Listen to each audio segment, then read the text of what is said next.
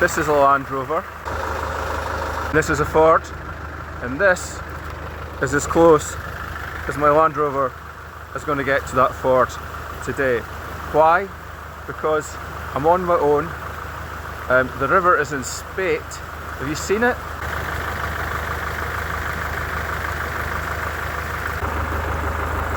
Now I've crossed this before with two V8s, but I am going nowhere near it today. This video is about water and how you should avoid it unless you really know what you're doing and you've got a vehicle that is prepared for fording. If you go ahead and chuck your 4x4 into water without knowing what you're doing, you could be in for a very expensive bill and your insurance company might just say bye-bye. Well, I'm not driving around today looking for trouble or flood water or people stuck in floods. We've got a storm forecast, a continuing storm, and I need to go out and get some petrol for the generator. And I'm also going to go for a hike up a local hill because I don't mind rough weather and I'm well prepared. But it's been raining all night, and I think that combined with snow melt means there's like so much water on the roads just now, and we've still got a day and a night of rain to come, and I think it's only going to get worse. So while I'm out and about, I thought, well, if I come across some water, I've got the dash cam on, I've got the GoPro with me, I'll film it for you.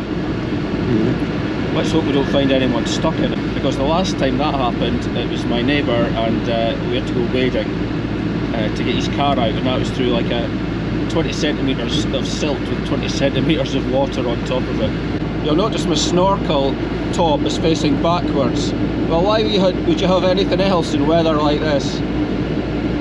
Some people think you're getting an extra horsepower and ram air effect. Come on, we're talking about 1990s diesel engines here generally. It doesn't make the slightest bit of difference by the time it gets to your air filter anyway. Have it pointing backwards. I know it looks cool going forwards, but come on. Right, I've got my 20 litres of petrol for the Jenny. Let's hope we don't need it. Off to the hill next, and I was just thinking, we've also seen those videos of people driving through Fords and failing, quite often in 4x4s where they just throw it out the water. Now, you've just got to be cautious that water is definitely going to try and kill your vehicle. If you don't have a snorkel, you really shouldn't be going anywhere near Fords unless you really know what the depth is and you know what you're doing. And for goodness sake, just go slow, enter slow and build up a little bow wave. I've had my old Series 3 Land Rover through water to the top of the bonnet, but with a proper bow wave, the engine bay remains dry. Helps if you don't have a mechanical fan in a Series as well. And then even if you do have a snorkel, the last thing you want to be doing is hitting the water at like 40 mile an hour. The first thing it'll do is it'll just take all your speed off anyway, because you'll never be able to push against it. So let's just think about going in nice and slow and build up that bow wave. And to be honest with you, if it's deeper than bonnet depth, you're not going to get a bow wave anyway. So you know, you really need to just rely on your snorkel and your breathers to get you through. But even just driving on the road, you have to slow down. If water catches one side of the vehicle but not the other, it can pull you across the road. Even with good all-terrains or mud tyres, it's dead easy for that to happen. And I had a scenario yesterday on a main road where there was just a thin film of water across the road, and this Land Rover Aquaplanes, which really actually surprised me, because on all-terrains it normally digs down and finds a tarmac somewhere. You've just got to be so careful.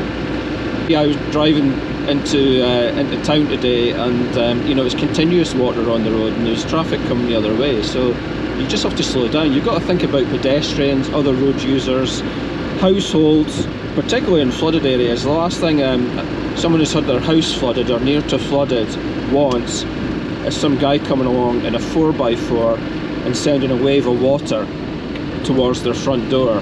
That could be the thing between them being flooded or not. So a 4x4 is a good thing to use in water, but it can also be an antisocial thing as well. Have a think about what's under that water as well. You don't know, there could be anything under there. There could be a drain cover that's been blown off and lying in the middle of the road. You don't want to go over that, and also you don't want to go over the hole where the drain cover was.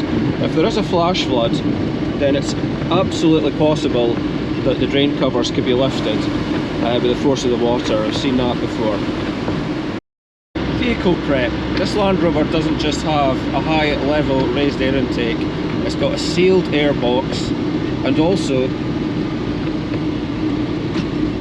the front and rear axle breather tubes, the gearbox breather and the transfer box breather are all routed to a single manifold and an air pipe that runs up the side of the snorkel. So anything that's going to suck in water is well out of the way. It's a Land Rover, it's got holes in it, so if you go too deep it'll fill with water, but at least the wheels will still be on the ground, and when you get out the other side the water will drain out. I've had a V8 through water halfway up the windscreen. With the proper prep you can do it, but you know, that's on an off-road site and a bit of fun. Somebody's there to tow me out if it goes wrong. If it's you and a vehicle and it's a life or death situation, then my view is avoid it unless you really can't. Very little water here, nice though.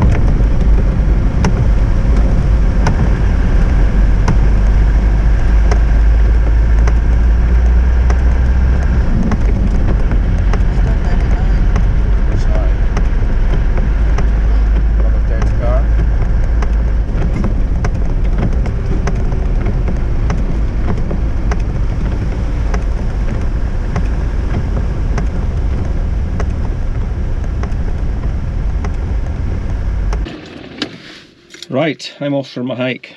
Wish me luck.